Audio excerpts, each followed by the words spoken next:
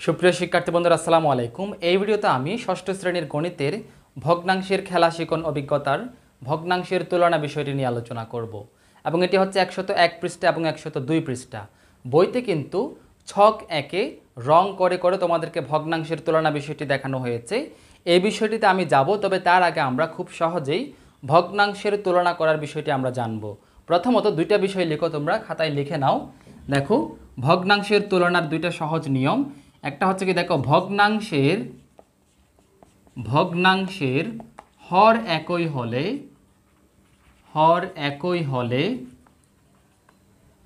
যে ভগ্নাংশের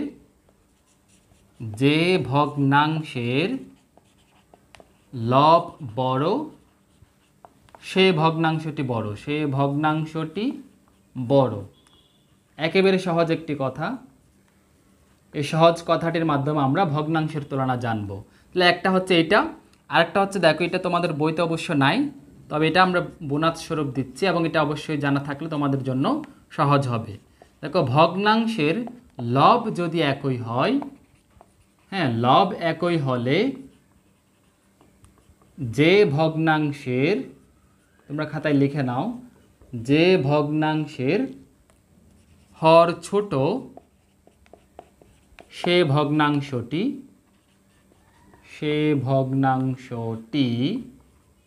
বড়। ঠিক আছে, সহজ দুটি কথা। দেখো, একটা হচ্ছে হর যদি একই হয় তাহলে যে ভগ্নাংশের লব বড় হবে সেই ভগ্নাংশটি বড় হবে। আবার ভগ্নাংশের যদি লব একই হয় তবে যে ভগ্নাংশের হর ছোট সেই ভগ্নাংশটি বড় হবে। কথাগুলো এখন আমরা প্র্যাকটিক্যালি আমরা জানবো। মনে করো যে এই যে 12/8, 12/9, এখানে 12 এটা হচ্ছে হর, উপরের এই যে 8 এবং 9 এটা হচ্ছে লব।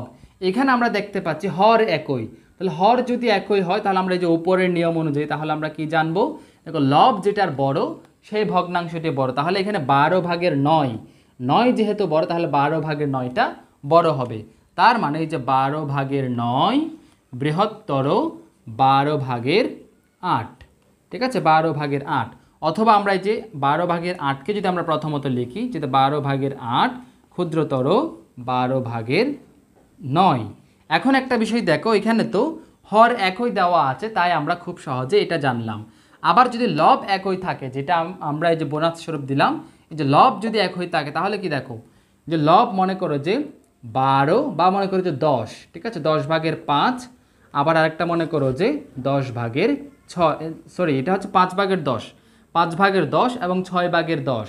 ঠিক আছে, দেখো এখানে লব একই আছে। তাহলে লব যদি একই থাকে তাহলে আমি কি বলেছি, যে ভগ্নাংশের হর ছোট।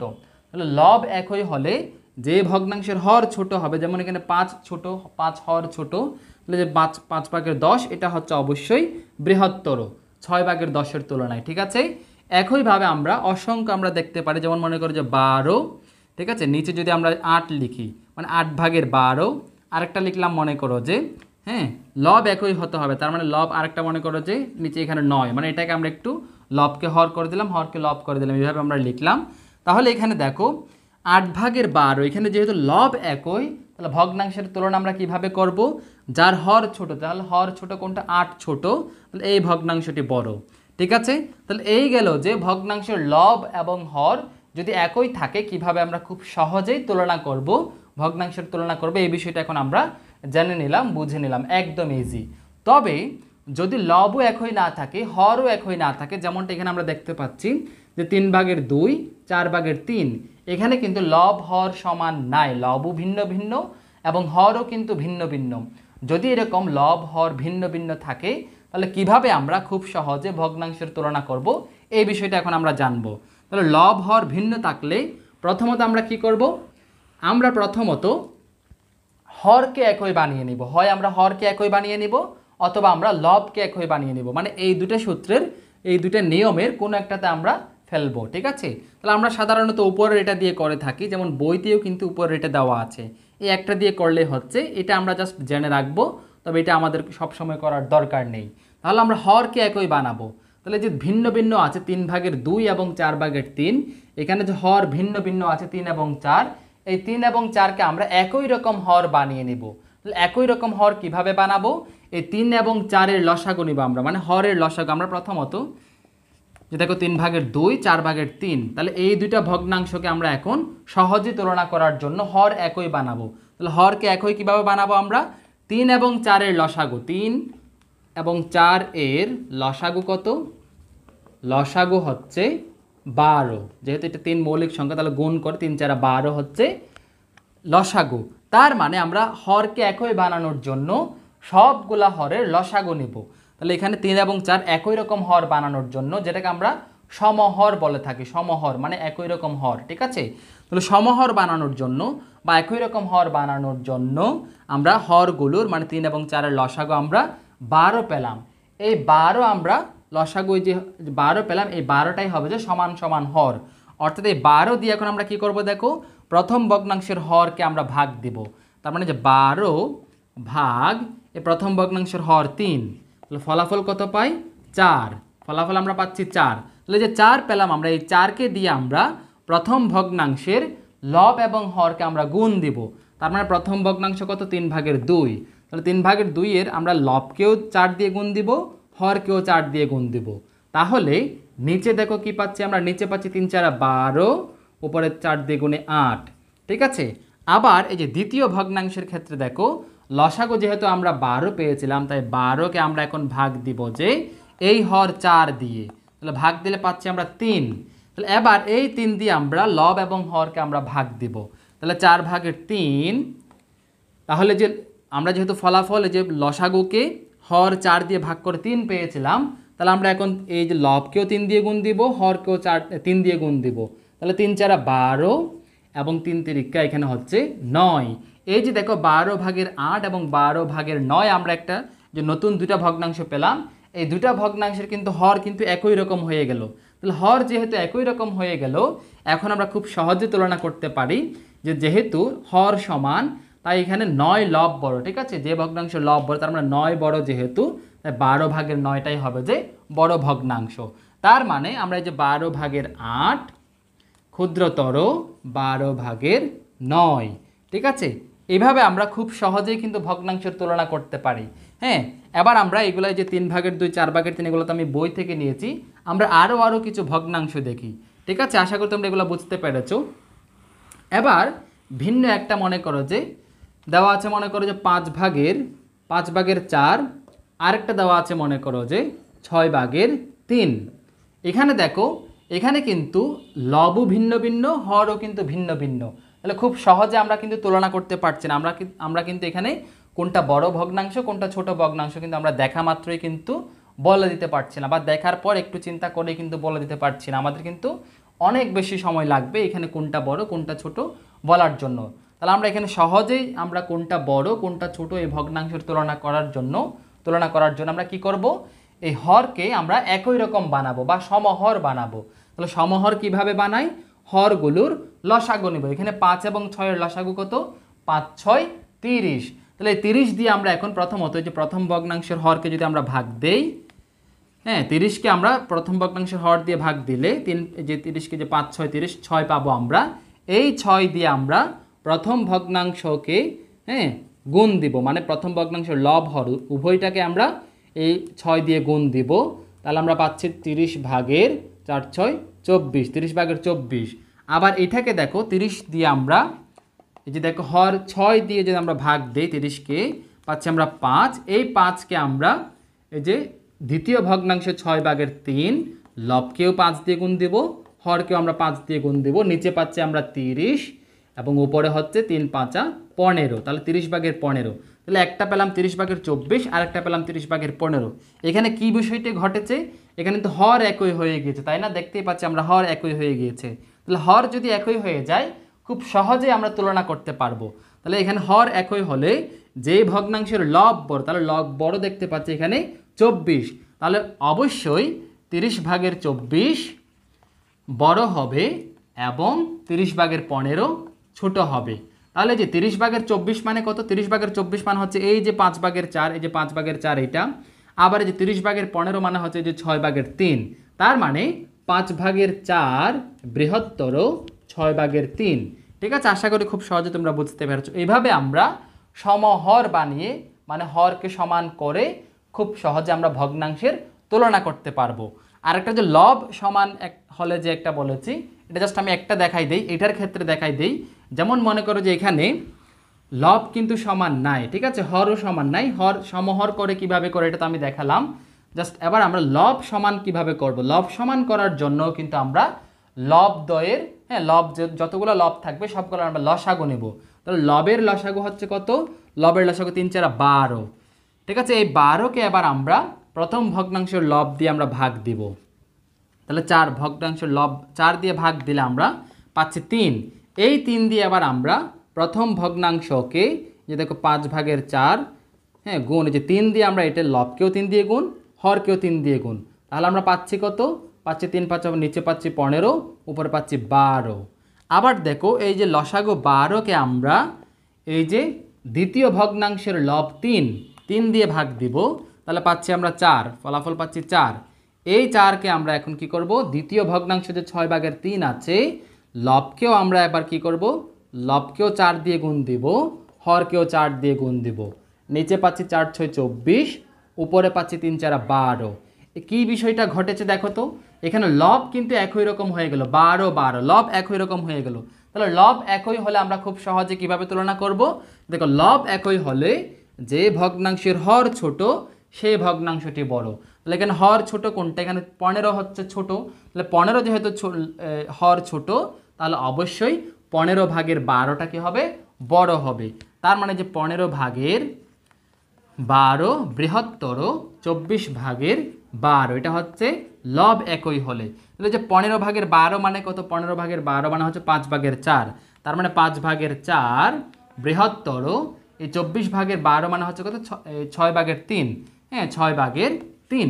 আশা করি তোমরা খুব সহজেই ভগ্নাংশের তুলনা বিষয়টা বুঝে গিয়েছো। এভাবেই আমরা খুব সহজেই ভগ্নাংশের তুলনা করতে পারবো। প্রথমত আমরা হরকে একই রকম বানিয়ে নিব, তারপর আমরা খুব সহজেই এই দুইটা নিয়মের থেকে যে প্রথমটা নিয়ে আমরা কি করব, আমরা ভগ্নাংশের তুলনাটা করব। এবার আমরা খুবই সংক্ষেপে বইতে যে কতগুলো ছক একে একে দিয়েছে এই বিষয়টা বুঝবো। হ্যাঁ, ভগ্নাংশের তুলনা তো আমরা এখন শিখে গেলাম, এবার বইয়ের বিষয়টা একটু করে আলোচনা করি। দেখো আমরা আলোচনা মোটামুটি শেষ পর্যায়ে। এখন বইতে তোমাদেরকে ছক একে কি বিষয়টা দেখিয়েছে দেখো। প্রথমত, হ্যাঁ, একই সাইজের মানে একই আকৃতির দুইটা ছক আঁকলো, একই আকৃতির দুইটা ছক আঁকলো, এবং প্রথম ছকটাকে মনে করো যে উপরে নিচে এভাবে 3 ভাগ, সমান 3 ভাগ করলো। আবার দ্বিতীয় ছকটা, এটা একটু বড় মনে হয়, এগুলো আমি হাত দিয়ে আঁকছি তাই একটু এদিক ওদিক হতে পারে সাইজ, তবে একই সাইজের একই আকৃতির তোমরা দুইটা কাগজ নিয়ে এগুলো করবে। প্রথম ছকে সমান 3 ভাগ, আর দ্বিতীয় ছকে পাশাপাশিভাবে 4 ভাগ, সমান 4 ভাগ করলো, ঠিক আছে। সমান 4 ভাগ করার পর সমান 4 ভাগ করার প্রথমটাতে কিন্তু এই যে 2 ঘর, এখানে 2টা ঘর রং করে দিল, 2টা ঘর রং করে দিল। এখন এটা ভগ্নাংশ কিভাবে বানাবো, হ্যাঁ, মানে আমরা কত ভাগের কত রং করলাম এটা বইতে না দেখে কিভাবে আমরা বুঝবো, দেখো এখানে টোটাল কয় ভাগ করা হয়েছিল, 3 ভাগ। যেহেতু সমান 3 ভাগ করা হয়েছে, তাই 3টা হবে যে হর, 3টা হবে যে কি হর। আবার 3 ভাগের এই টোটাল 3 ভাগের মধ্যে কয় ভাগ রং করেছে, 2 ভাগ রং করেছে, তাহলে 2টা হবে যে লব। তার মানে এটা হচ্ছে এই ছক, এটা হচ্ছে 3 ভাগের 2টা তোমাদের বইতে ছক ক দেখানো হয়েছে। আবার ছক খ, এই যে ছক খ দেখো, এখানে রং করা হয়েছে কতটা, রং করা হয়েছে যে 3টা ঘর রং করেছে, হ্যাঁ, এই যেভাবে 3টা ঘর রং করেছে, তাহলে 3টা ঘর আমরা রং করলাম আর কি। দেখো এখানে প্রথমত এটা ভগ্নাংশ কিভাবে বানাবো, এখানে যেহেতু সমান 4 ভাগ করেছে, তাহলে সমান 4, যে 4 এটা হচ্ছে টোটাল যত ভাগ, এটা হবে যে হর, তাহলে 4 ভাগ যেহেতু 4 এটা হবে যে হর। এই 4 ভাগের মধ্যে কয় ভাগ রং করেছে, 3 ভাগ, তাহলে 3টা হবে যে লব। তাহলে একটা পেলাম 3 ভাগের 2, আর একটা পেলাম 4 ভাগের 3। তাহলে এই দুইটার মধ্যে কোনটা আমরা মানে কোন ছকের মধ্যে বেশি অংশ রং করা হয়েছে কিভাবে বুঝবো, ভগ্নাংশের তুলনা করে। ভগ্নাংশের তুলনা আমি তোমাদেরকে ইতিমধ্যে দেখিয়েছি, তোমরা আশা করি যে 3 ভাগের 2, 4 ভাগের 3, এই যে এটা আর কি খুব সহজে বুঝে গেছো কিভাবে করবে। প্রথমত আমরা হরকে সমান বানাবো, হর সমান বানানোর জন্য 3 এবং 4 লসাগু নিব, লসাগু নিয়ে প্রথমত প্রথম ভগ্নাংশের হর দিয়ে ভাগ দিব, ভাগ দিয়ে তারপরে যে ফলাফলটা পাবো সেটা দিয়ে প্রথম ভগ্নাংশের লব এবং হরকে গুণ দিব, আবার একই প্রসেসে আমরা দ্বিতীয় ভগ্নাংশের ক্ষেত্রেও করব। তখন আমরা সমহর পেয়ে যাব, মানে হর সমান সমান পেয়ে যাব। তারপরে যে উপরে যে প্রথম নিয়মে আমরা ভগ্নাংশের তুলনা করে নেব। তাহলে এই যে এখানে আমরা ছক ক এবং ছক খ সহজেই তুলনা করার জন্য সমহর করেই আমরা বা সমান হর করেই তুলনা করব। এমনিতে কিন্তু আমরা সহজেই বলতে পারছি না যে এটা কোনটা বেশি রং করা হয়েছে, কোনটাতে কম রং করা হয়েছে। তো এটা হলো যে এটা। আবার ছক খতে আবার আরও দুটো ছক এঁকেছে, এই দুটো আশা করি বুঝেছো। এবার আরও দুটো এঁকেছে বইতে কীরকম দেখো, মানে এই বিষয়টাকেই সহজে বোঝানোর জন্য, হ্যাঁ, ছক কতে যে এই যে এখন যে আমি মুছে দিয়েছি, এই ছক কতে কী কাজ করেছিল, ছক কতে কিন্তু করা হয়েছিল যে উপরে নিচে 3 ভাগ, মানে এইভাবে উপরে নিচে সমান 3 ভাগ, এই যে সমান 3 ভাগ করেছে, এটা হচ্ছে ছক কতে করা হয়েছিল। আবার ছক খতে কি করেছে, ছক খতে করেছে যে এই পাশাপাশি সমান 4 ভাগ। তাহলে এই দুইটা কাজকে আমরা একসাথে করে দিলাম, দুইটা কাজকে আমরা একসাথে একটা ঘরের মধ্যে করে দিলাম। তাহলে এখন টোটাল ভাগ কয়টা হলো, সবগুলা ভাগের কিন্তু সমান, সবগুলো এখানে ঘরগুলা কিন্তু সবগুলো সমান সমান। আমার এখানে হয়তো একটু কম বেশি হতে পারে, তবে তোমরা যখন এগুলো সমানভাবে মাপ নিয়ে করবে বা কাগজকে ভাঁজ করে করে করবে, ভাগগুলা কিন্তু একেবারে সমান সমান হবে। তাহলে এখানে টোটাল কয়টা ভাগ হলো, টোটাল ভাগ হলো 1 2 3 4 5 6 7 8 9 10 11 12। তাহলে টোটাল 12টা ভাগ হলো, তাই এখানে হর হবে যে কত, হর হবে 12। তাহলে 12 ভাগের মধ্যে এখানে যদি আমরা প্রথমে যে এই দুইটা সারে যদি রং করে দেই, হ্যাঁ, তাহলে যে এই দুইটা সারে আমরা মানে এই ঘরগুলো আমরা রং করে দিলাম, হ্যাঁ। তাহলে রং করে দিলাম, কয়টা ঘর রং করলাম আমরা এখানে 1 2 3 4 5 6 7 8, তাহলে 8টা ঘর আমরা রং করলাম। আবার একইভাবে মনে করি যে একই ঘর আমরা এদিকে আরেকটা আঁকি, এটাকে ছক খ দেখিয়েছে, হ্যাঁ, এটার ক্ষেত্রেও ওই যে ছক ক মানে উপরের ছক ক এবং ছক খ দুইটার কাজ একসাথে দেখানো হয়েছে। মানে যে ছক ক এর কাজ ছিল যে এটা, আবার ছক খ এর কাজ হচ্ছে এবার পাশাপাশি সমান 4টা। তাহলে এটাতে কিন্তু এটাতে দেখো এই যে উপরের 3টা সারি রং করা হয়েছে, তার মানে যে এগুলো রং করে দিলাম, ঠিক আছে। এবার এখানে দেখো এখানে টোটাল ঘর হচ্ছে 12টা, তাই 12 হবে যে হর, এবং যেহেতু এই যে রং করা হয়েছে 1 2 3 4 5 6 7 8 9, 9টা ঘরকে রং করা হয়েছে, তাই 9 হবে যে লব। তার মানে দেখো একটা হচ্ছে 12 ভাগের 8 আর একটা হচ্ছে 12 ভাগের 9। তাহলে এই দুইটা ভগ্নাংশের মধ্যে কিন্তু আমরা খুব সহজেই কিন্তু তুলনা করতে পারছি, যেহেতু হর সমান সমান। তাহলে হর সমান হলে যে ভগ্নাংশের লব বড়, তার মানে যে 12 ভাগের 9 এই ভগ্নাংশটি বড়, ঠিক আছে। তাহলে এইভাবে আমরা খুব সহজে কিন্তু এই দুইটা, এই ছক ক এবং ছক খ এর মধ্যে কোনটা বড় আমরা বলে দিতে পারছি। তবে এরকম যদি 12 যে সমান হর দেওয়া না থাকে তাহলে কিন্তু একটু সময় লাগবে। তবে আমরা খুব সহজে কিভাবে করব, সমহর বানিয়ে, মানে হরকে আমরা সমান করে ফেলবো। কিভাবে, লসাগু নিয়ে আমরা হরকে সমান সমান বানাবো, তারপরেই আমরা তুলনা করব, ভগ্নাংশের তুলনা করব। আশা করি তোমরা বুঝতে পেরেছো। এরপর থেকে কিন্তু তোমরা এখন ভগ্নাংশের যেরকমই ভগ্নাংশ দেওয়া হোক না কেন তোমরা খুব সহজেই ভগ্নাংশের তুলনা করতে পারো, মানে কোনটা বড় ভগ্নাংশ কোনটা তার চেয়ে একটু ছোট ভগ্নাংশ তোমরা আশা করি খুব সহজে এখন থেকে বের করতে পারবে।